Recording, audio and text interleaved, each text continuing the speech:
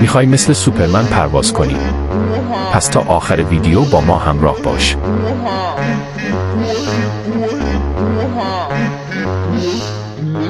برای اجرای این باگ باید اول چند تا سموک داخل لودات خود داشته باشیم و بعدش کلاس نینجا را از قبل انتخاب کرده باشیم.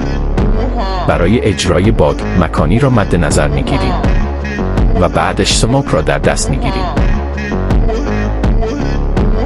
جایی که قراره نینجا بزنیم را کمی جلوتر از خود نشانه میگیریم و نینجا میزنیم و به سرعت بعد نینجا زدن چندین بار سریع روی سموک میزنیم و به همین راحتی این باگ خفن اجرا میشه.